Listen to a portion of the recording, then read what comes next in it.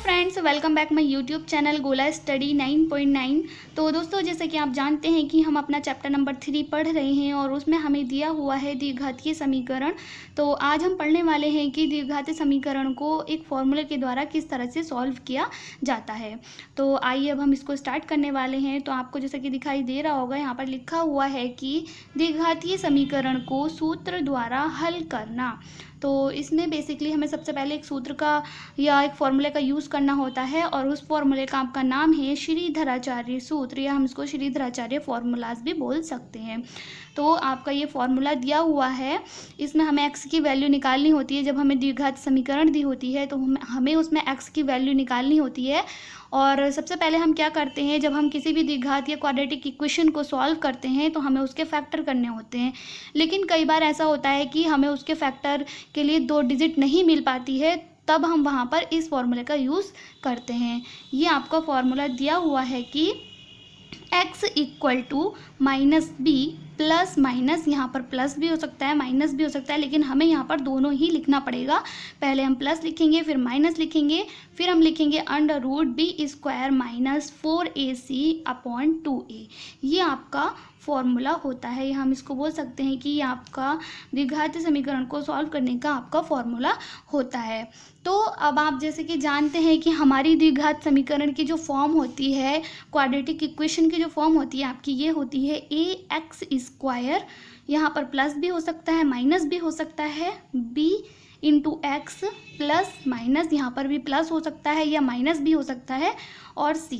तो आप देख सकते हैं कि जब ये आपकी क्वाड्रेटिक इक्वेशन दी हुई है तो यहाँ पर जो a दिया हुआ है उसको हम यहाँ पर और यहाँ पर यूज़ करेंगे, और जो b दिया हुआ है उसको हम यहाँ पर और यहाँ पर लिखेंगे, और जो ये आपका c दिया हुआ है उसको हम यहाँ पर लिखेंगे। तो आज हम इसी फॉर्मूले पर कुछ क्वेश्चंस करने वाले हैं। तो आप देख सकते हैं यहाँ पर 2 क्वेश्चन आपको दिए हुए हैं, जैसे कि आप देख सकते हैं क्वेश्चन नंबर 1 और क्वेश्चन नंबर 2 आपका दिया हुआ है। तो ये आपकी क्वाड्रेटिक इक्वेशन है 6x square minus 11x plus का 6 इक्वल टू 0। और दूसरा क्वेश्चन में भी आपको एक क्वाड्रेटिक इक्वेशन दी हुई है और उसको दिया हुआ है कि 5x square minus 31x plus का 30 इक्वल टू 0।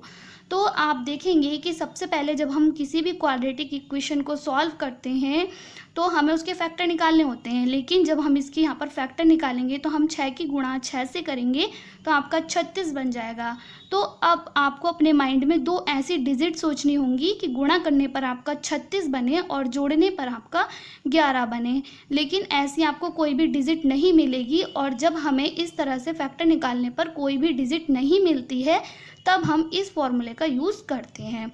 तो अब हम इसी फॉर्मूले का यूज़ करके इन क्वेश्चन को सॉल्व करने वाले हैं।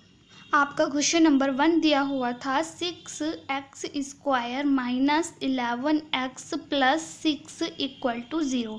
तो अब आपको बेसिकली करना क्या है, आप देखेंगे ये आपकी द्विघात समीकरण है या क्वाड्रेटिक इक्वेशन है। तो आप सबसे पहले इसकी और इसकी आपस में गुणा करेंगे तो आपका बन जाएगा 36। तो आप अपने माइंड में 2 ऐसी डिजिट सोचेंगे कि गुणा करने पर आपका 36 बने और जोड़ने पर आपका 11 बने। तो आपको 2 ऐसी डिजिट नहीं मिलेंगी, और जब हमें ऐसी डिजिट नहीं मिलती हैं तभी हम इस फॉर्मूले का यूज़ करते हैं। तो हम सबसे पहले जब इस फॉर्मूले का यूज़ करेंगे तो हम सबसे पहले लिखेंगे यहाँ पर a की वैल्यू आपकी क्या हो जाएगी, a की वैल्यू आपकी 6 हो जाएगी। आप a की वैल्यू 6 लिख देंगे। अब आप लिखेंगे b की वैल्यू आपको दी हुई है 11, तो आप यहाँ पर 11 भी लिखेंगे, और b के साथ जो आपका साइन दिया हुआ है माइनस का, इसको भी आप सेम ऐसे ही लिख देंगे। अब आप c की वैल्यू लिखेंगे, c की वैल्यू आपको दी हुई है 6। आपने a और b और c की वैल्यू लिख दी है। अब आप अपने फॉर्मूले का यूज़ करेंगे, तो आप सबसे पहले अपने फॉर्मूले को लिखेंगे। आपका फॉर्मूला दिया हुआ है x equal minus b plus minus under root b square minus 4ac upon 2a। ये आपका फॉर्मूला होता है और ये फॉर्मूला आपको याद होना चाहिए। तो अब आप क्या करेंगे, ये जो ए बी और सी की जो वैल्यू दी हुई है इसको आप यहाँ पर इस फॉर्मूले में पुट कर देंगे। तो आपका बन जाएगा x इक्वल टू माइनस को आप सेम ऐसे ही लिखेंगे और b की वैल्यू आपको दी हुई है माइनस का 11, तो इसको आप लिखेंगे यहाँ पर माइनस का 11 प्लस माइनस को आप सेम ऐसे ही लिख देंगे। फिर आप अंडर रूट लगाएंगे और b स्क्वायर, तो b स्क्वायर b की वैल्यू आपको दी हुई है माइनस का 11 और इसका भी आप स्क्वायर लगा देंगे क्योंकि यहाँ पर b स्क्वायर दिया हुआ है, तो इसलिए आप b की वैल्यू लिखेंगे और स्क्वायर लगा देंगे। अब आप माइनस लगाएंगे, 4 लिखेंगे और गुणा में आपको a और c दिया हुआ है, तो a की वैल्यू आप लिख देंगे 6 और c की वैल्यू आपको दी हुई है 6, तो आपने a और c की वैल्यू भी यहाँ पर पुट कर दी है। अब आप अपॉन में डिवाइडिंग लाइन खींचेंगे ये और 2a, तो 2 का आपने सेम ऐसे लिखा और a की वैल्यू आपको दी हुई है 6, तो आप लिखेंगे 2 गुणा 6। अब आप इसको सॉल्व करेंगे तो आपका बन जाएगा x इक्वल टू माइनस, और माइनस की जब आप अंदर गुणा करेंगे तो आपका बन जाएगा प्लस। प्लस को हम लिख भी सकते हैं, प्लस को हम नहीं भी लिख सकते, हमने 11 लिख दिया है। अब हम प्लस माइनस लिखेंगे यहाँ पर और ये अंडर रूट लगाएंगे। अब आप इसका स्क्वायर करेंगे, 11 का जब आप स्क्वायर करेंगे तो आपकी वैल्यू हो जाएगी 121 और ये जो माइनस है तो माइनस का स्क्वायर मतलब माइनस की गुणा आप माइनस से करेंगे तो आपका प्लस बन जाएगा। फिर आप माइनस का साइन लगाएंगे और इसकी जब आप आपस में गुणा करेंगे तो आपका बन जाएगा, जब आप इसके अंदर गुणा करेंगे तो आपका बन जाएगा 144। अब आप डिवाइडिंग लाइन खींचेंगे और यहाँ पर जब आप इसकी आपस में गुणा करेंगे तो आपका बन जाएगा 12। अब आप क्या करेंगे, इसको सेम ऐसे ही लिखते चले जाएंगे, इसको आप सॉल्व करते चले जाएंगे। अब आप 121 में से 144 को माइनस करेंगे तो आपका बचेगा माइनस का 23। माइनस का इसलिए बचेगा क्योंकि यहाँ पर माइनस की जो डिजिट है वो आपकी बड़ी है। 121 में से आप 144 नहीं माइनस कर सकते, लेकिन 144 में से 121 आप माइनस करेंगे तो आपका 23 बचेगा और माइनस का साइन इसलिए लगाएंगे क्योंकि यहाँ पर माइनस की डिजिट बड़ी है। तो अब आप डिवाइडिंग लाइन खींचेंगे और अपॉन में 12 लिख देंगे। तो अब आप देखेंगे कि ये जो आपको दिया हुआ है माइनस का अंडर रूट 23, तो इसको आप बाहर नहीं निकाल सकते क्योंकि इसका 23 का वर्गमूल नहीं होता है। तो अब आप बेसिकली क्या करेंगे, यहाँ पर जो आपको दो साइन दिए हुए हैं प्लस और माइनस, तो सबसे पहले आप प्लस के साइन को लेकर चलेंगे। तो आप यहाँ पर लिखेंगे टेकिंग, यहाँ पर आप लिख सकते हैं टेकिंग प्लस साइन, तो आप इसको भी लिख सकते हैं। तो आप लिखेंगे x इक्वल टू 11, यहाँ पर आप प्लस का साइन लगाएंगे और इसको आप सेम ऐसे लिख देंगे 23 अपॉन 12। तो जब आप इसको इस तरह से सॉल्व करेंगे तो ये भी आपका आगे सॉल्व नहीं होने वाला है, तो आप इसको अलग अलग तरह से भी लिख सकते हैं या आप यहाँ पर भी डायरेक्ट लिख सकते हैं कि ये आपका आंसर हो जाएगा। अगर आप इसमें से 23 यहाँ आप अगर आपका यहाँ 4 होता, मान लीजिए आपका 4 है या कोई ऐसी डिजिट है कि आपका वर्गमूल से बाहर आ सकती है, तो यहाँ पर आप दो साइन बाहर ले सकते हैं, प्लस वाला भी और माइनस वाला भी। अगर आपकी वैल्यू नहीं आ रही है तब भी आप इस तरह से भी लिख सकते हैं। यहाँ पर भी हम लिख सकते हैं टेकिंग माइनस का साइन। अब यहाँ पर आप माइनस का साइन जब लेंगे तो आपका बन जाएगा x equal to 11 minus under root minus 23 upon 12। तो आपके ये दो आंसर बन जाएंगे, ये भी आपका ठीक है। ये दोनों आंसर भी अगर आप यहाँ तक भी सॉल्व करके लिखते हैं तो ये भी ठीक है। अगर आप इसको यहाँ तक ही सॉल्व करते हैं तो ये भी आपका आंसर ठीक है। तो इस तरह से हम अपनी द्विघात समीकरण को किसी भी इस फॉर्मूले के ज़रिए सॉल्व कर सकते हैं। तो अब हम नेक्स्ट क्वेश्चन देखने वाले हैं। क्वेश्चन नंबर 2 आपका दिया हुआ था कि 5x² minus 31x plus 30 equal to 0। तो इसमें भी आपको क्या करना है, जब आप इसके फैक्टर निकालेंगे क्वाड्रेटिक इक्वेशन के, तो आपको फैक्टर के लिए 2 डिजिट नहीं मिलेंगी और जब हमें 2 डिजिट नहीं मिलती है तब हम बेसिकली इस फॉर्मूले का यूज़ करते हैं। तो आप सबसे पहले क्या करेंगे, आप a की और b की और c की वैल्यू लिखेंगे। तो आप सबसे पहले लिखेंगे a की वैल्यू आपको यहाँ पर 5 दी हुई है और b की वैल्यू आपको माइनस का 31 दी हुई है, साइन भी हम साथ में लिखेंगे, और c की वैल्यू आपको 30 दी हुई है। अब आप यहाँ पर अपने फॉर्मूले को लिखेंगे, जो हम श्रीधराचार्य का फॉर्मूला यूज़ करने वाले हैं हम उसको लिखेंगे यहाँ पर। x इक्वल टू माइनस का b plus minus under root b square minus का 4ac अपॉन 2a। तो यहाँ पर ये हमने अपने फॉर्मूले को लिखा हुआ है। अब हम इस फॉर्मूले में इन तीनों वैल्यू को पुट करने वाले हैं। तो हम यहाँ पर लिखेंगे x equal to minus b की वैल्यू आपको दी हुई है माइनस का 31 प्लस माइनस आप वर्गमूल लगाएंगे और b की वैल्यू आपको दी हुई है माइनस का 31, आप इसका स्क्वायर लगा देंगे माइनस 4। a की वैल्यू आपको 5 दी हुई है, a की वैल्यू आपको 5 दी हुई है और c की वैल्यू आपको 30 दी हुई है।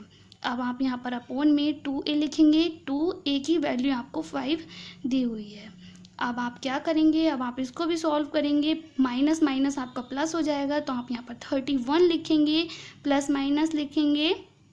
अब 31 का जब आप स्क्वायर करेंगे तो आपका बन जाएगा 961 और माइनस माइनस प्लस हो जाएगा, तो इसलिए हम यहाँ पर प्लस लिख भी सकते हैं, नहीं भी लिख सकते, यहाँ माइनस लगाएंगे और जब आप इसके अंदर गुणा करेंगे तो आपका बन जाएगा 600। तो आपका यहाँ पर 600 बन जाएगा। अपॉन में आप लिखेंगे 10। जब आप 2 की 5 से गुणा करेंगे 5 दूनी 10 होता है, आप यहाँ पर लिख देंगे। अब आप इसको सॉल्व करेंगे तो आपका बनेगा x equal to 31 plus minus, इसमें से आप जब इसको लेस करेंगे तो आपका बन जाएगा 163। तो इसमें से आपने इसको घटाया तो आपका ये बन गया। अब यहाँ पर आप 10 लिख देंगे। अब आप लिखेंगे x equal to 31 plus minus, जब आप इसको बाहर निकालेंगे तो ये आपका 19 का वर्गमूल होता है, यहाँ पर हम 19 लिख देंगे, ये 19 का वर्गमूल होता है। तो आपको वर्गमूल और वर्ग और घन आपको याद होने चाहिए, तभी आप किसी भी क्वेश्चन को आराम से सॉल्व कर सकते हैं। अब आप अपॉन में 10 लिखेंगे। अब आपको क्या करना है, जैसे कि हमने पहले वाले क्वेश्चन में किया था, हम प्लस और माइनस का साइन अलग अलग लेंगे और क्वेश्चन को सॉल्व करेंगे। यहाँ तक हम लिख देते हैं तो भी ठीक होता है, लेकिन हमारा यहाँ पर क्वेश्चन इनकम्प्लीट माना जाएगा। क्यों? क्योंकि यहाँ पर हम इसको अगर प्लस माइनस के साइन अलग अलग ले लेंगे तो हमारे आंसर चेंज हो जाएंगे, अलग अलग आएंगे, चेंज आएंगे। तो हम इसको सॉल्व करेंगे तो आप सबसे पहले क्या लिखेंगे, यहाँ पर टेकिंग प्लस साइन। तो आप यहाँ पर प्लस साइन जब लेंगे तो आप लिखेंगे x इक्वल टू 31 प्लस का साइन लेंगे 19 अपॉन 10। अब आप इसको सॉल्व करेंगे तो आपका बन जाएगा x इक्वल टू, जब आप इसको ऐड करेंगे तो आपका बन जाएगा 50 अपॉन 10 और जब आप इसको काटेंगे तो आपका बन जाएगा 5। तो प्लस का साइन लेने पर आपकी x की वैल्यू 5 निकल के आई है। अब आप माइनस का साइन लेंगे तो आप देख सकते हैं, जब आप यहाँ पर टेकिंग माइनस का जब आप साइन लेंगे तो आपकी क्या बनेगा, आपका बन जाएगा x इक्वल टू 31 माइनस का 19 अपॉन 10 और जब आप इसमें से इसको लेस करेंगे तो आपका बचेगा 2 और यहाँ पर आपका 1 बचेगा अपॉन 10 और जब आप इसको काटेंगे तो आपका बन जाएगा 2 छंग 12 होता है, 2 से हम इसको काट सकते हैं और 2 पंजे आपका 10 होता है। तो यहाँ पर जब आप देखेंगे तो आपकी वैल्यू हो जाएगी x की, x इक्वल टू 6 अपॉन 5। तो आप देख सकते हैं यहाँ पर आपकी x की 2 वैल्यू आई, पहली आई 5 और दूसरी आई 6 अपॉन 5। तो आप यहाँ पर लिख देंगे कि हमारी जो x की वैल्यू आई है 5, 6 अपॉन 5, ये आपका आंसर आ चुका है। तो इसी तरह से हम अपने किसी भी क्वेश्चन को सॉल्व कर सकते हैं। यदि हमें द्विघात समीकरण दी होती है और हमें उसके फैक्टर नहीं निकल रहे होते हैं तो हम अपने श्रीधराचार्य फॉर्मूले का यूज़ कर सकते हैं और अपनी किसी भी द्विघातीय समीकरण को आराम से सॉल्व कर सकते हैं। तो आज के लिए इतने काफ़ी और मैं आप लोगों से बताना चाहती हूँ कि यदि आपको मेरा पढ़ाया हुआ अच्छा लग रहा है या मेरी वीडियोज़ अच्छी लग रही है तो आप इसको लाइक कर सकते हैं, शेयर कर सकते हैं, साथ ही साथ मेरे चैनल को सब्सक्राइब भी कर सकते हैं। Thank you for watching this video.